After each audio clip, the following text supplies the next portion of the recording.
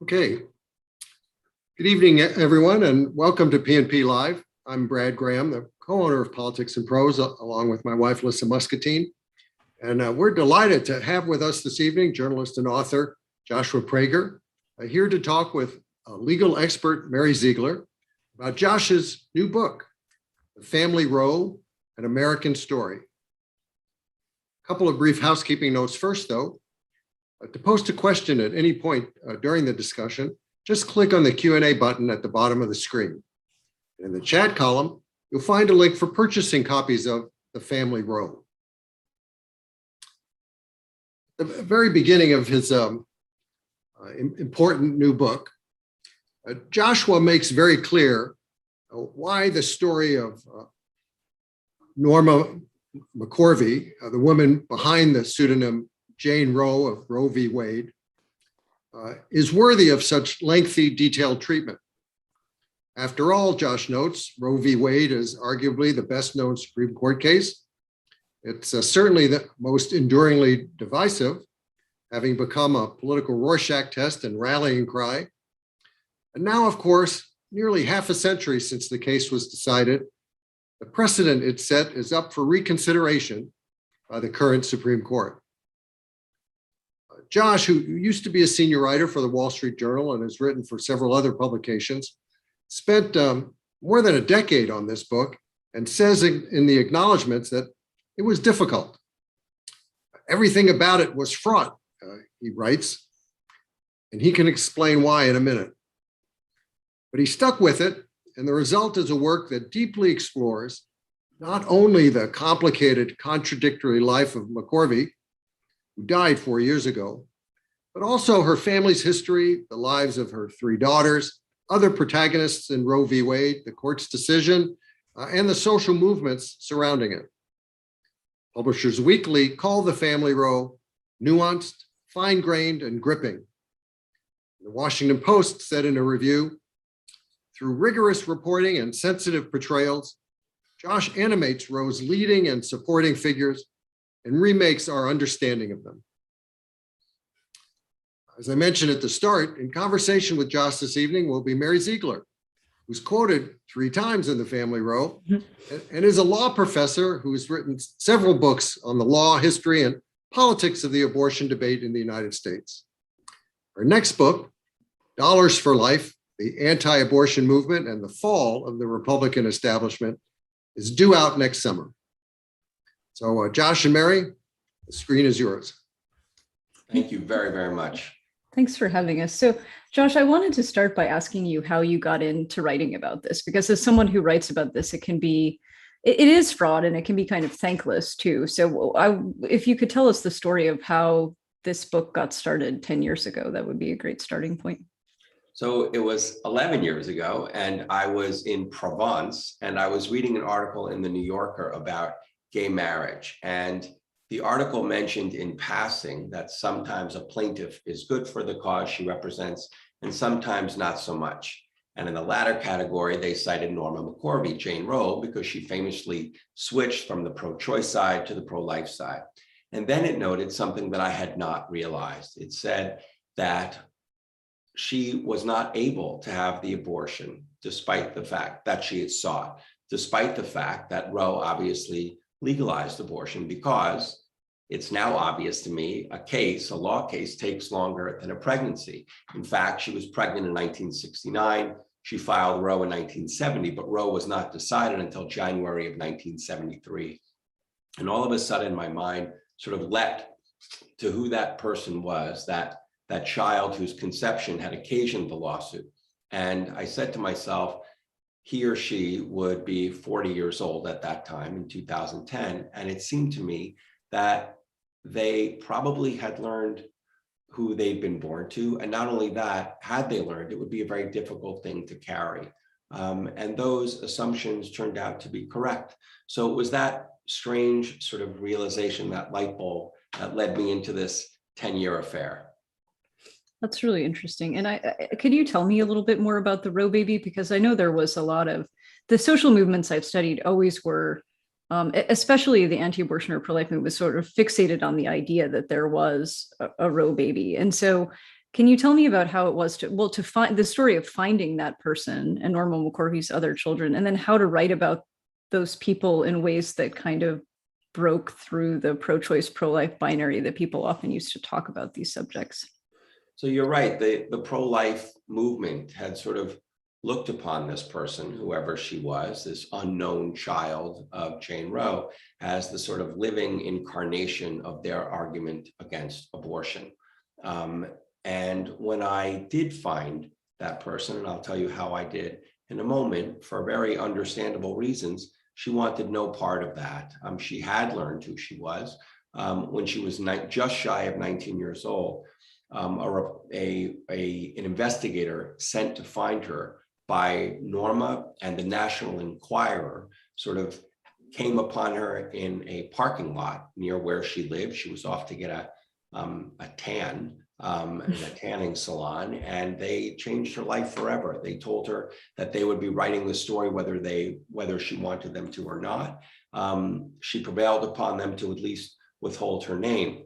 But henceforth, she then felt that she was burdened by two sort of enormous weights. The first was that she now carried a secret. She felt that if anyone sort of learned who she was, meaning who she'd been born to, that she was the Roe baby, that they would not be able to sort of appreciate her for who she had been prior and who she was, Shelley Lynn Thornton, someone who she said at that point just wanted to date cute boys and go shopping for shoes.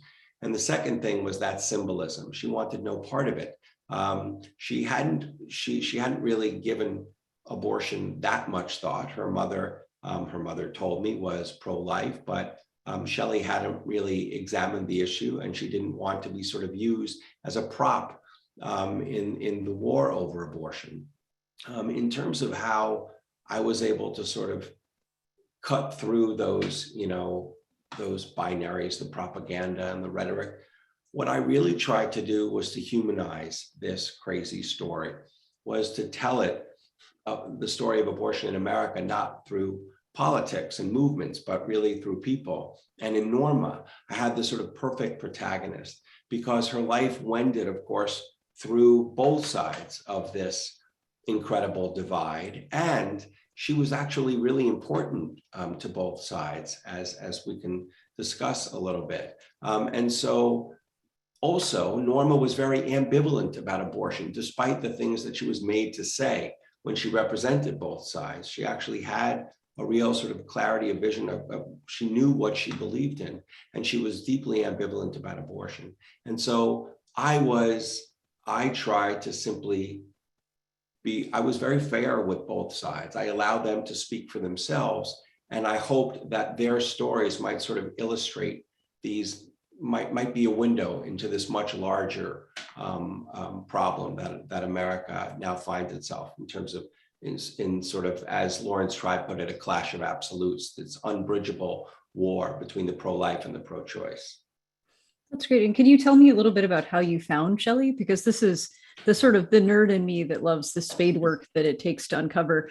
Just briefly, Josh and I met through this sort of thing. So and one of the other characters we'll talk about, who's a fascinating person, Dr. Mildred Jefferson, Josh was trying to uncover a kind of tiny detail about her biography that only someone as into this as me would know, which is how we met. So would you mind telling us the story of how you found Shelley? Because I think that's a pretty interesting one.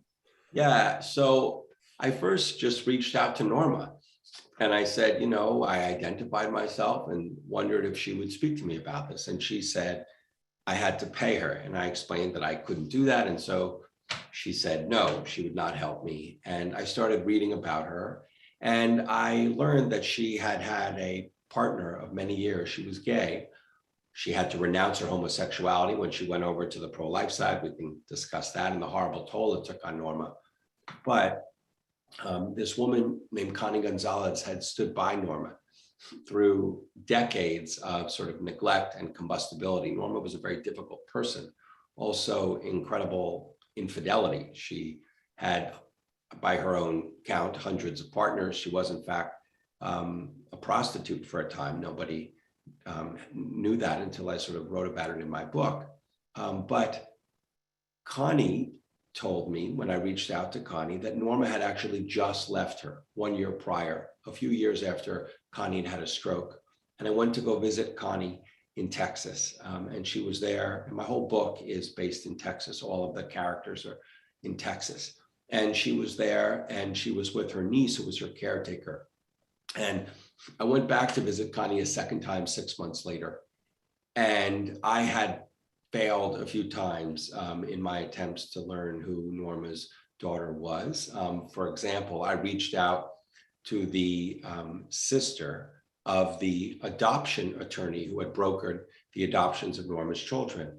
That attorney, Henry McCluskey, was a very important man, and he sadly was murdered just a few months after Roe, having nothing to do with Roe. But I had struck out. When I went back to Connie the second time, she mentioned to me that sadly her home was about to be foreclosed on, and Norma's private papers were in the garage and were about to be thrown out. And I said, please do not throw those papers out. Those are important papers. Can I have them? And she said yes. And she and her niece put them into garbage bags for me. And I put them into the trunk of my rental car. And I later acquired those papers from Norma. She did not want them. And those papers are now actually at a research library at Harvard. But they were incredibly important. And when I first just sort of looked through the papers, I was simply looking for a date of birth, the date of birth of her youngest child, the quote unquote Roe baby. And it was on one piece of paper, one out of thousands. Norma had mentioned that that child had been born in June 2nd, 1970. She mentioned it in a conversation that she had with a Catholic newsletter. And from there, I learned, just going online, that there had been 37 girls born in Dallas County on that date. And from there, it was just sort of another month or so until I found her. And I didn't know for sure that she knew that she had been born to Norma. And so I didn't want to disrupt her life and say, by the way, you know, in case you didn't know. And so I reached out to the woman who had raised her, to her mother. And I asked if she knew the name Henry McCluskey, the adoption attorney. And she said right away, yes. And we know about Norma too. She then asked her daughter, Shelley, if Shelley wished to speak with me. And Shelley said that she did not. And so I promised her that I would never write about her against her wishes. And I then set off to look for Norma's other two daughters. And I found them. And they had fascinating stories too. And I then, a year later, went back to Shelley's mother. And I said, by the way, I have found Norma's other two daughters. At that point, Shelley called me and said that she wished to participate in my book. She was excited to meet those sisters. All three had looked in vain for one another. And so that was really the beginning of the book. It's interesting. And I know one of the things that's really striking about this book too is that if you write about Norma, you're not writing on a blank slate, because lots of people, as you mentioned, in the pro-life movement have written about Norma, and the pro-choice movement have written about Norma. And probably most significantly, Norma wrote a lot about Norma, right? She had I think at least two books about her own life. And so I guess, first of all, how was it writing against that background? And how did you find that Norma had invented a version of herself very different from the one you were uncovering in her papers and otherwise? So the papers sort of were totally disorganized, but little by little, they were sort of a guide helping me navigate the crazy life that Norma had lived. There would be the name of a human being, and I didn't know who that was, and it would turn out to be an ex-girlfriend of hers. Or there would be the name of an abortion clinic where it turned out that she had worked, and on and on and on. There were taxes, there were letters that were written to her. There was sort of everything. And those papers, plus a decade of research, so interviewing hundreds and hundreds of people and looking for those people, enabled me to sort of strip away the real just fictions. These two autobiographies that Norma wrote were complete fictions. It's sort of amazing. What she did was, and it's sad and telling, she reimagined herself as not a sinner, but as a victim. This was very important to her. So to give a few examples, when she had a consensual affair with a woman who was about to become a nun in Catholic school, Norma wrote that she had been raped by that woman. When she begged her mother, her own mother, to take her first child off her hands and raise that child, her daughter Melissa, rather than writing that her own mother had adopted her child, which was true, she wrote that her mother kidnapped her child. Another example, Norma was shot at. Her home was shot at in 1989. And she told everyone that this happened because she was Jane Roe, when in fact, she and Connie told me it had to do with a drug deal that went wrong. Norma was dealing drugs at the time. And so over and over and over again, I sort of found out what really happened. And then when I did, sometimes Norma joked, she said to me once, I like my version better. But I said, you know, Norma, help me here, get the truth down. And she did help me. She actually wanted to know exactly what had happened. She lived a difficult and complicated life. She didn't remember exactly what had happened. The stories she had told had sort of supplanted the realities of her life. And so she did help me. She was thrilled, for example, when she remembered for me the name of the man who was the biological father of her youngest child. And so on and on and on over the course of hundreds of hours with Norma over the last 4 years of her life, I was able to sort of put that life together. I'm fascinated by Norma's desire to frame herself as a victim. I imagine some of that was, I'm curious about why she did that. And I'm also curious about how that narrative suited really both social movements, because the idea of Norma's victimhood resonates so strongly in abortion politics, and it has for decades. So I don't know if, I imagine her reasons went beyond that, but I'm curious both why you think she felt the need to invent this story, and then how it fits so perfectly what social movements were trying to accomplish. It really grew out of her upbringing. She was raised in a very strict religious home. Her parents became Jehovah's Witnesses, and there were lots of thou shalt nots, but above all, sex was a complicated, forbidden thing. And particularly when Norma came out to her mother and father, and really sort of discovered her lesbianism when she was away in a boarding school for quote unquote delinquent children. And her mother told me, I was able to interview her mother, Mary, that she beat her because her daughter was gay. And Norma pushed that away. And she lived sort of who she was, lived authentically, I think, for a few years. But Roe complicated that. Norma was obviously Jane Roe in 1970 when the case was filed, but it wasn't really until the late 1980s that she began to sort of look for the spotlight. She wanted to represent this movement. She wanted to help represent Roe, which she began to call, quote, my law. And unfortunately for her, she was marginalized by the pro-choice movement. In fairness to that movement, she was an unreliable narrator. She had recanted one lie already. She had said that she had become pregnant. The pregnancy that led to Roe, she said, had come via a rape, but that was a lie. And they didn't trust her. But still, even after she recanted that lie and worked very hard to sort of promote choice, they didn't really give her a seat at the table. That was very difficult for her. And she became very angry and disillusioned. And one way, and I know I'm venturing a little bit off your question, but one way that she was able to sort of get back at them, she said, oh yeah, you're not going to take me seriously. Well, I'm going to make you take me seriously. And she then switched over to the pro-life side in 1995. And just one note on that, it wasn't that her conversion was only a way to get back at the pro-choice. Religion was something that gave her genuine comfort, but that was a big part of it. And in terms of the narrative that she invented for herself. The pro-life obviously made great use of this born-again woman who is leaving the pro-choice side, and she's no longer gay, and on and on and on. But she was in the privacy of her home, tormented by this. And she actually did what they asked her to do. She left her partner's bed. They slept in separate beds after that. Norma told me that she still had affairs, but she no longer shared the bed of her partner, Connie. And she was really tormented by that until the end of her life.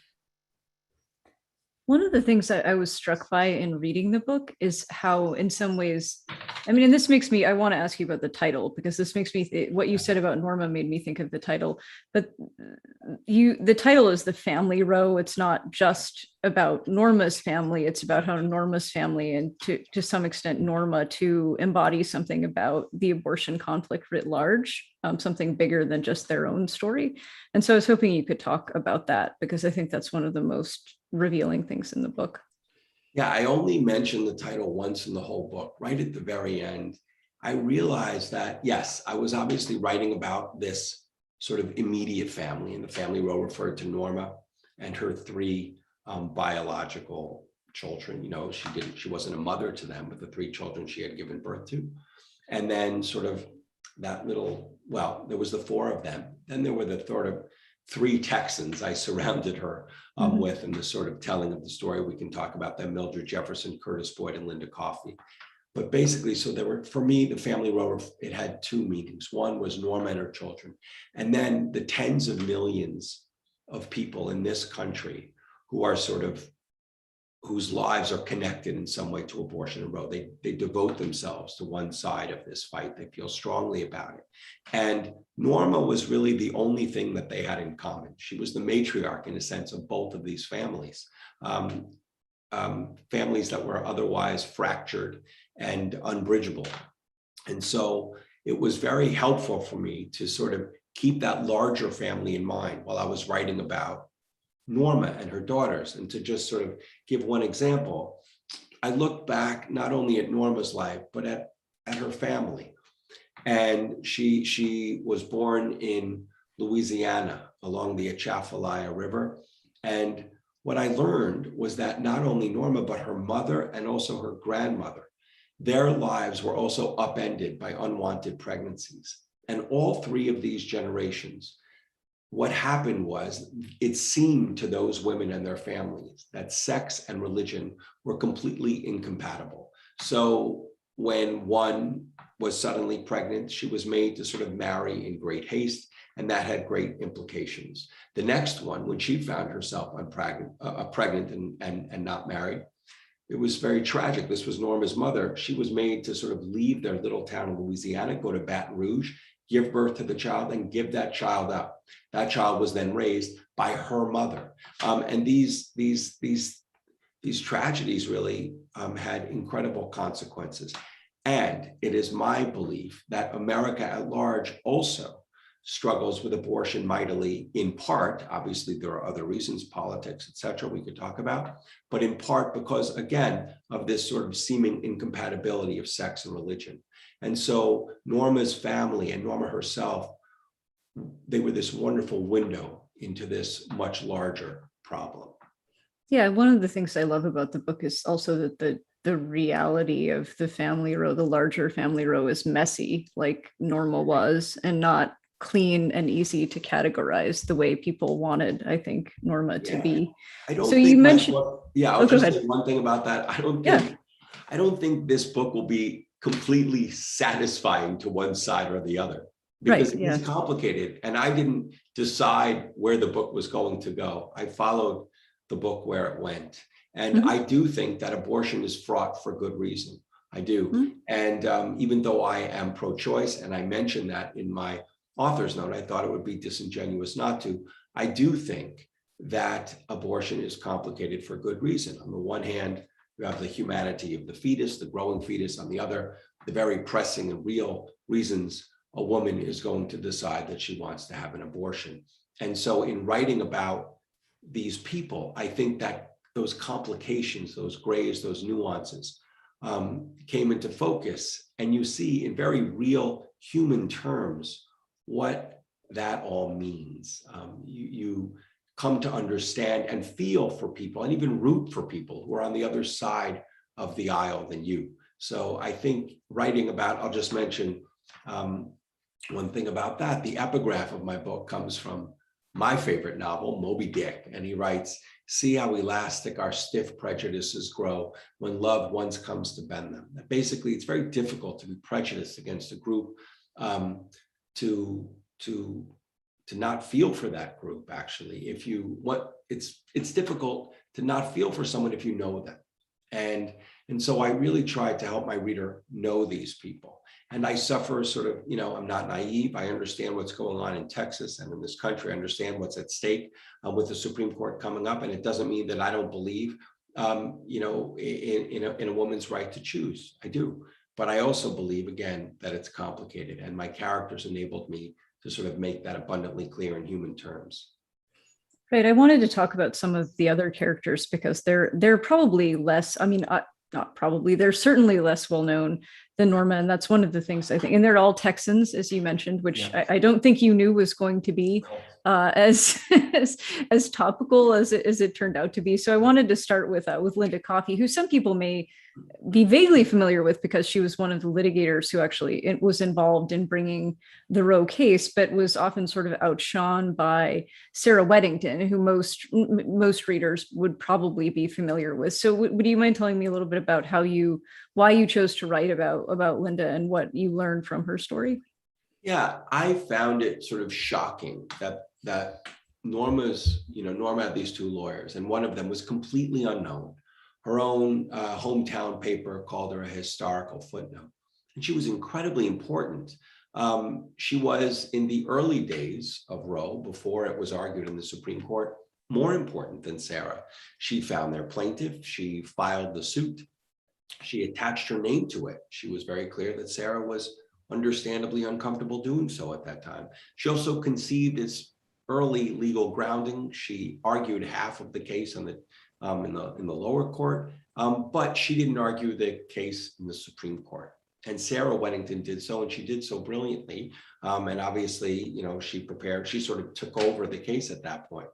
But Sarah was happy, to just say it bluntly, to absorb the recognition of two, and Linda was very comfortable ceding that recognition.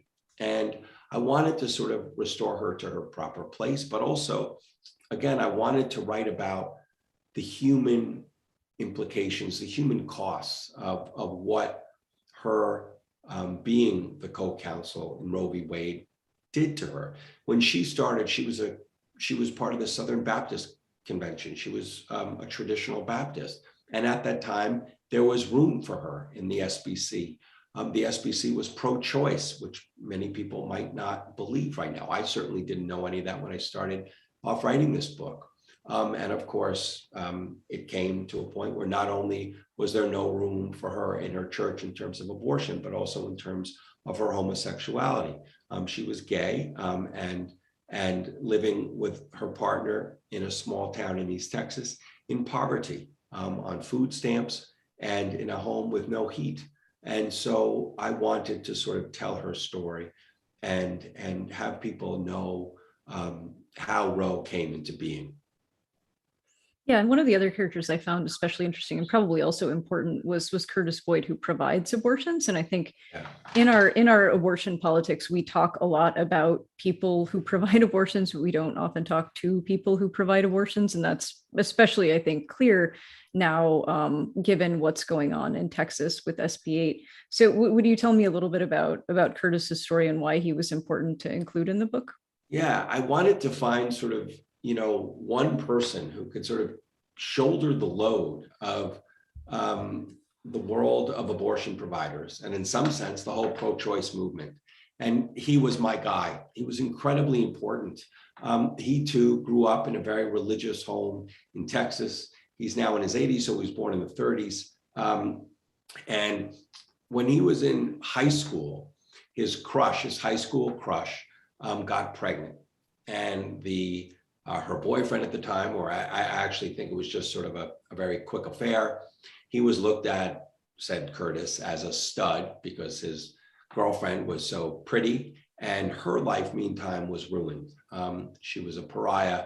She was excluded from the church, the school, from the community because she had gotten sort of pregnant in high school. And this made Curtis start to question everything. And he became an abortion provider and started providing abortions pre-Roe in Texas.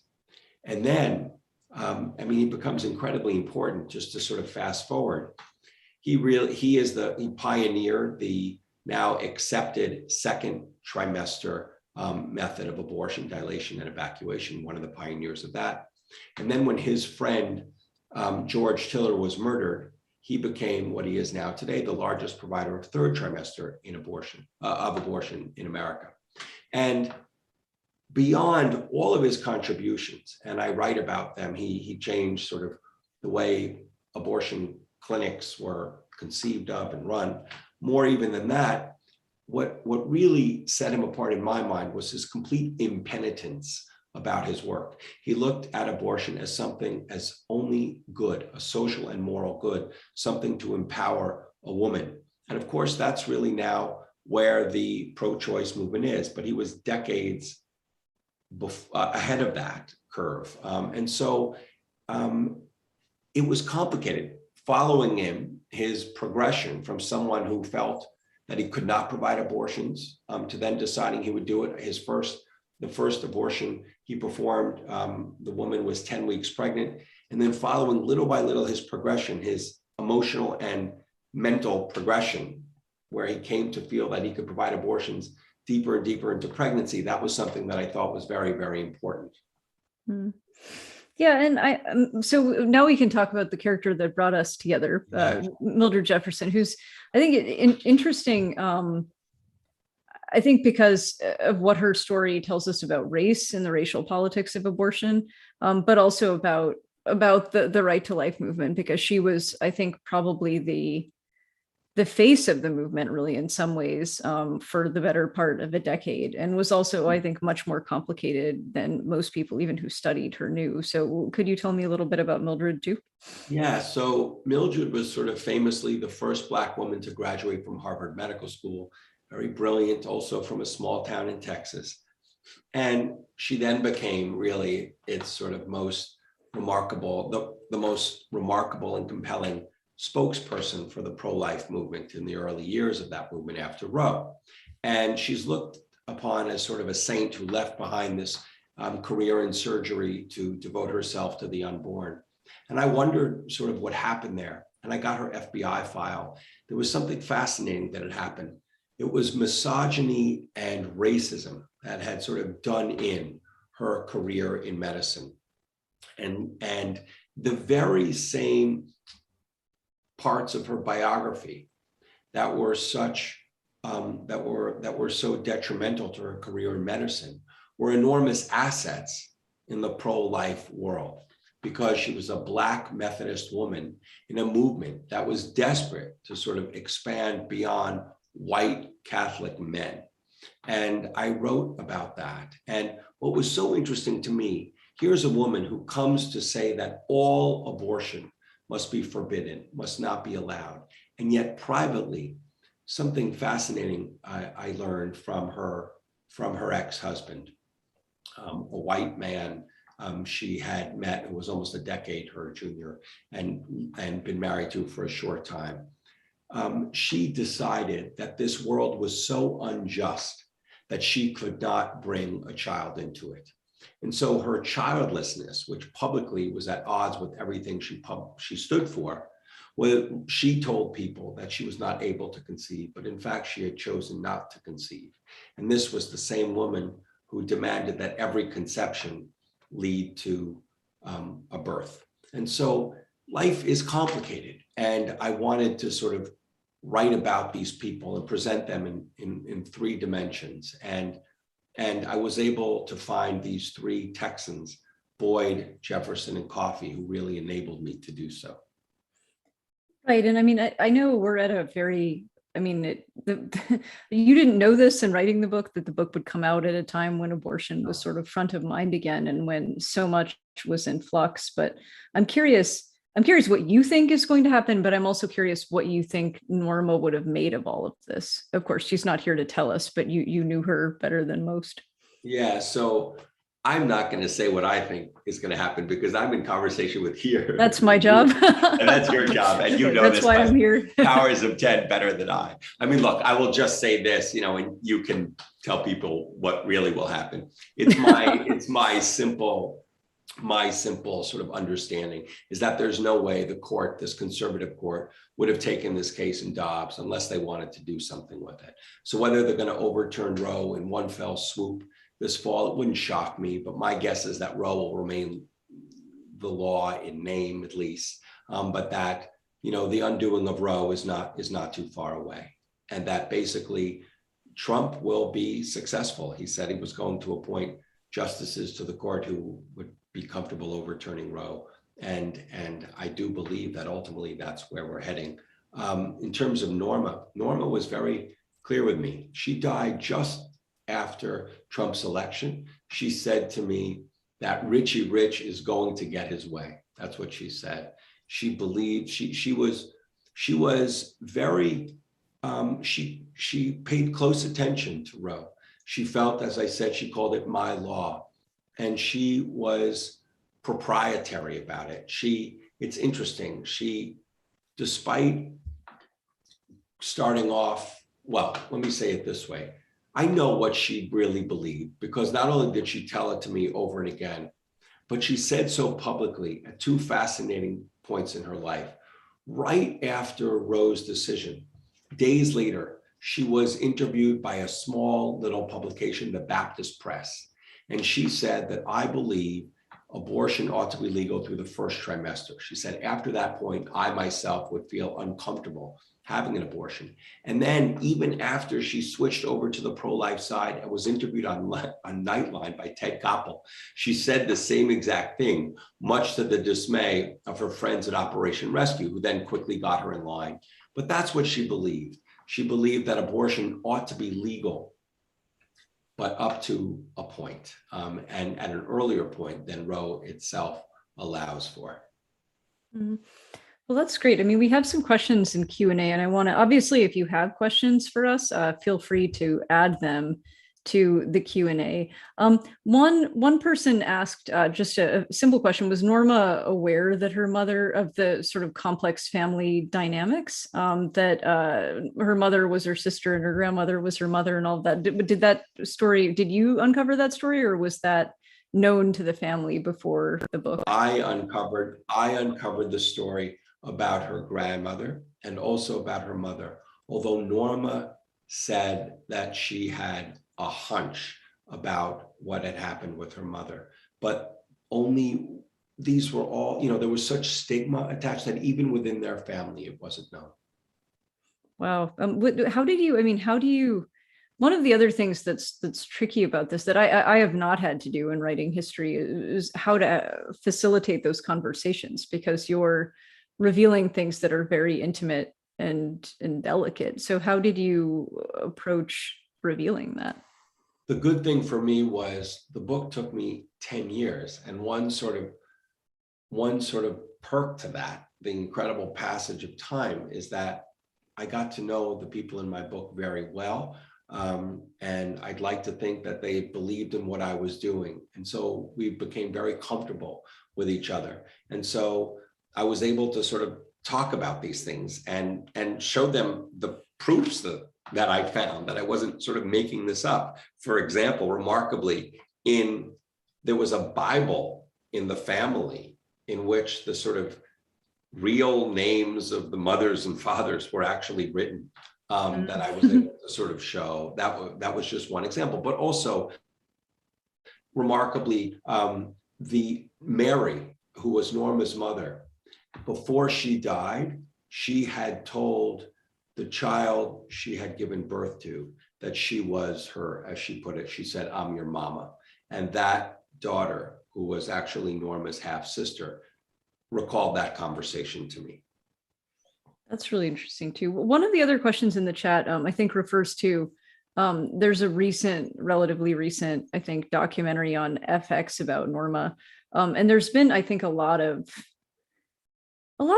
distancing or ambivalence about the fact that Norma did do things for money, right? I mean, I think it's much more attractive for us, and I mean us, anyone, certainly anyone pro-choice, anyone pro-life, anyone who's ambivalent, to think of Norma as a victim of these movements rather than someone who was looking to get paid. Yep. And so I'm curious about how you approached that, or your feelings about that, and how you tried to write someone that people could empathize with, notwithstanding the fact that Norma was definitely not just a victim. Yeah, look, Norma was definitely exploited by both sides. I mean, period. But she also gave as good as she got. And she turned her plaintiffship into a career. And remarkably, she sort of navigated very difficult waters, these big personalities and powerful people on both sides of the issue. And she kept reinventing herself. It wasn't just then that she became sort of evangelical. She then became Catholic. And so she was always able to sort of endear herself and endear herself to a new sort of large community in America, and also be paid by that community, a whole new sort of speaking tour. She had very little money, but she managed to get by thanks to Roe. One thing about that documentary, they put forward something that was not true. They said, and it was because Norma said so, that she was paid to switch sides. She was not paid a dime to switch sides. It is true that she knew, again, in going over to the pro-life side, that she would now have a whole new, world to speak to, and a new world of speaking fees, but she was not actually paid to become pro-life. Right. I mean, I think, yeah, that's one of the things I think that people have a hard time with Norma too, that she could be ambivalent, right? That there was no sort of shoehorning her into, she was actually pro-life or actually pro-choice, and everything else is bogus, right? I mean, I think what she really wanted was to be able to sort of be pro-choice and yet sort of express her ambivalence, and she was not. There was no room for that on either side, and also to be gay. I mean, it was very sad. The pro-life world that sort of trotted her around, as this trophy, having won. They did not allow her to continue to live with Connie, as we discussed. So it was very complicated. And what's really sad is she wanted to live an authentic life.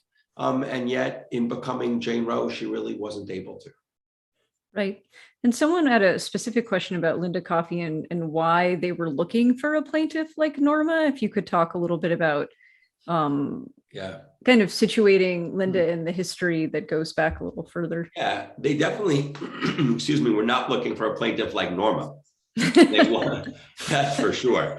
They needed a plaintiff. They needed someone who would say, I am pregnant. I want to get an abortion, but I'm not able to. And she was pregnant in 1969. Abortion was legal then in a few states, but not in Texas. Norma did not have the money to fly to California or to DC, and where she could have had abortions, or to go south of the border to Mexico, where many women did, including Norma's own lawyer, Sarah Weddington, as Sarah later wrote about. So she needed to be able to sort of be able to face the publicity. They gave her a pseudonym, but it wasn't assured that she would stay sort of anonymous. And also, she had to have no money. And Norma didn't even know what a plaintiff was when they spoke to her. But she decided that even though the odds were slim that she herself was going to get an abortion, she decided she would go through with this.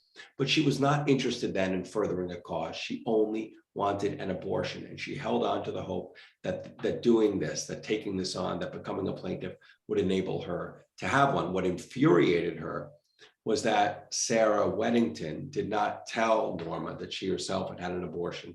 And neither Weddington nor Coffey tried, even though it would have been difficult, because Norma was then at roughly, you couldn't know exactly how far along in a pregnancy you were then, but she was either at her 18th, 19th, 20th week, that they did not take any steps to try to help her have an abortion as she wanted to do. Obviously, she was more valuable to them as a plaintiff. Right.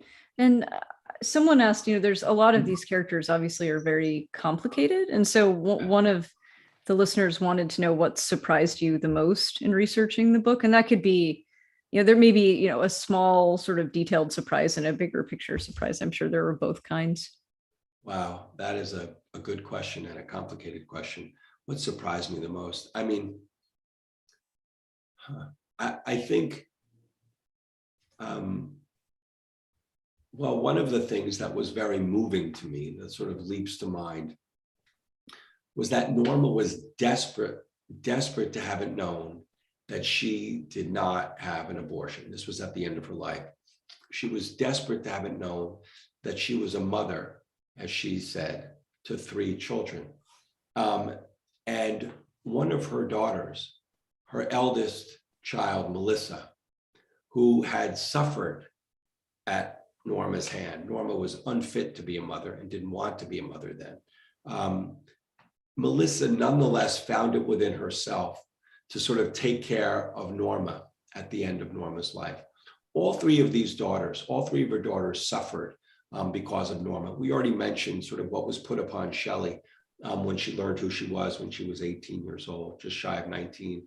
Well, Jennifer, the middle child, had struggled. She was very open with me that she had struggled with alcohol and drug abuse, and she had overcome those torments, but she wondered if somehow they had to do with whoever her biological mother was. And it was a great sort of comfort to her when she learned that, yes, her biological mother had sort of been through similar things. And Melissa suffered because she had Norma in her life, and she was desperate to do something that I think was very heroic.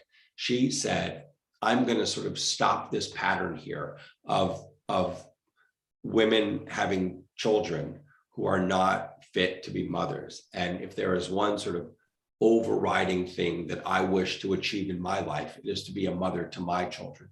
And she has been to this day. But again, in answer to the question, was Norma's real desperation to be known as someone who actually had children and not had an abortion. Wow. Yeah, that's the stigma around abortion then is really powerful. Yeah, and I'll add one thing about that that's so interesting.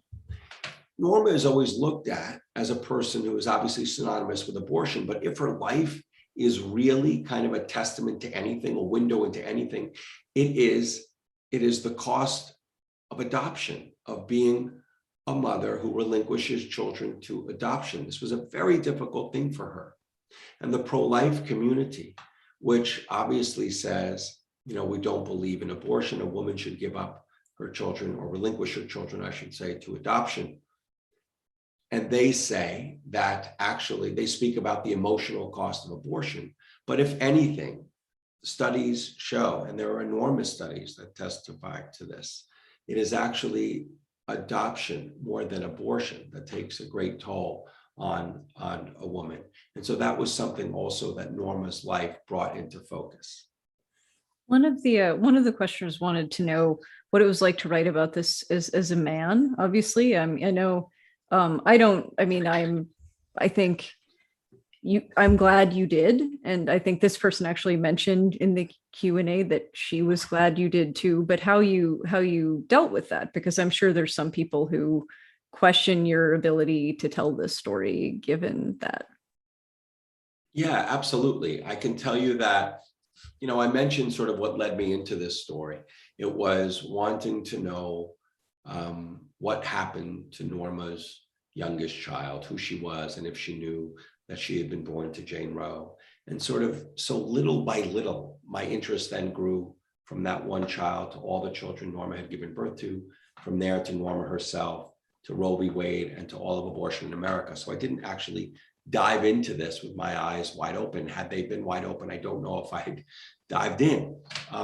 As I wrote it, yes, I obviously was very aware that this is something that I myself, in some ways, will always sort of only be able to write at from a distance. But you know what? The protagonists on both sides, they never made me feel that they didn't want me writing this. that was very helpful to me. And also in writing about a lot of the people in the book, I was able to write about what it's like for a woman having men constantly make decisions for them, whether it was the 9 justices on the Supreme Court, whether it was the American Medical Association, which for so long was only men and were really they were the deciders of when an abortion could be legal or not, and on and on and on.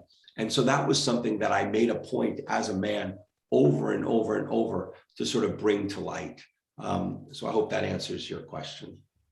It does, yeah. And I know you touched on this briefly, and I don't know if readers are aware of this, but the Supreme Court has a Mississippi case in front of it now, a ban on abortion at 15 weeks that many people expect the court will uphold.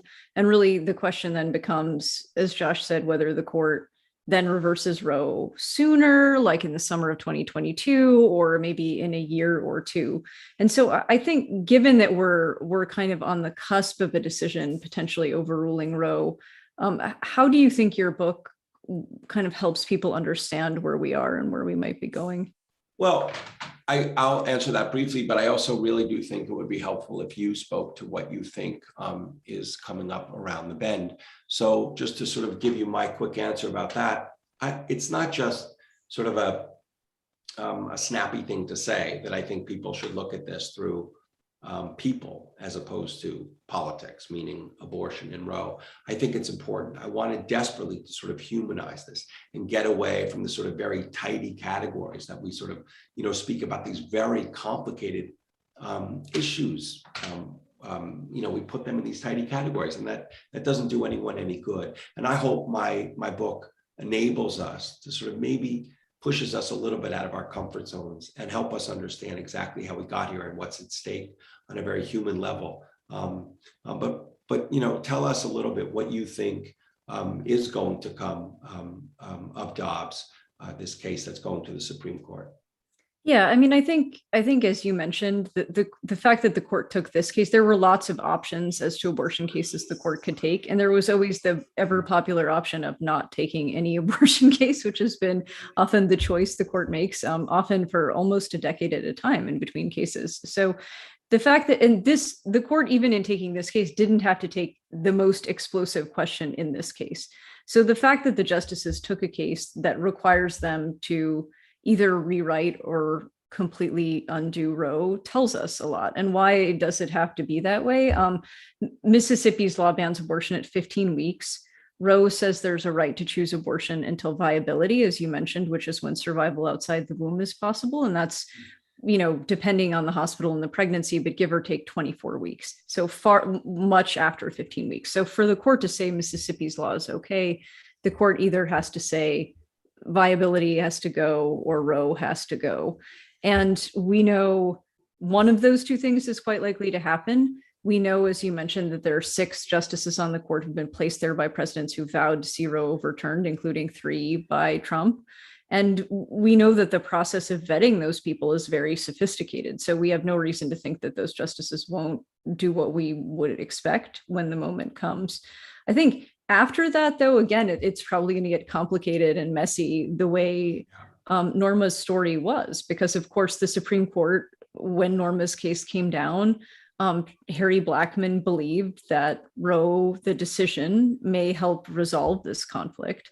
And here we are 50 years later with your book and no end in sight, right? And so I think we're likely to see the story continue, right? There'll be room for a sequel, I think, regardless of what the Supreme Court does. And one of the incredible things that it was uncanny how often Norma showed up when you were looking at something important regarding abortion in America. And just to give this example, made me think of it right now when you were talking about it.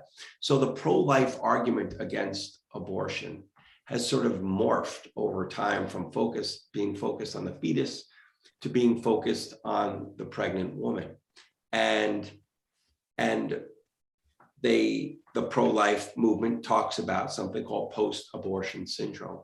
And the lawyer who has done as much as anyone to sort of introduce that argument into the judicial system is a man named Alan Parker. And Alan was actually, it was a case where he represented Norma that enabled him to do so, where he was seeking to sort of overturn Roe through all of these complicated sort of legal wonky ways that I'm not going to recount here right now because I won't do it well.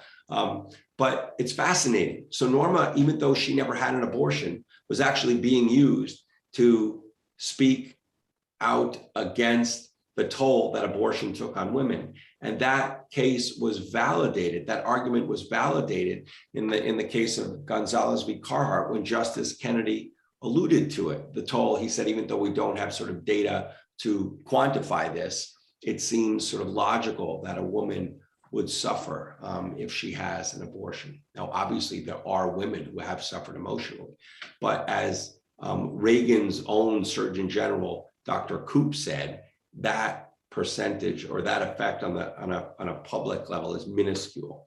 And yet, here it is, having made it in through Norma, made it right up to the Supreme Court. So her life was just this incredible prism into the world of abortion in America. I think it'll continue to be. I mean, I think there's a temptation to feel sort of the moment you buy your book is now, because Roe, the decision, won't be with us any longer. I'm even skeptical of that, because one of the things that's fascinating both about Norma as a person and Roe as a decision is that they both come to stand for so many different things, right? I mean, Norma as a symbol was so protean, and that's true of Roe as a decision too. I don't think the Supreme Court could have the final word on who Norma was or what Roe means. And so I expect that if people read your book in a decade, regardless of what the Supreme Court has done, they'll still learn a lot from it. We only have a couple minutes left, so I want to make sure I have time to, I don't think we have any more audience questions, but I'll turn it back over to the folks at Politics and Prose. Just hand us off. Thank you, Mary. You're welcome. They're here. Uh-oh. There we go. No, I'm coming. I just wasn't quite ready for the handoff, but great moderating, Mary. It really helps when the moderator is as into the subject as the author. And Josh, it's as fascinating hearing you talk about how you discovered what you did as it is reading all the stories. Thank you. As Mary said earlier, you certainly couldn't have known a decade ago when you began working on the book where the abortion issue would be today, but clearly the book is very well timed and will provide important context for all of us as Roe and its legacy continue to face challenges in the days and weeks ahead. To everyone watching, thanks for tuning in. A reminder that in the chat column, you can find a link for purchasing copies of The Family Roe. From all of us here at Politics and Prose, stay well,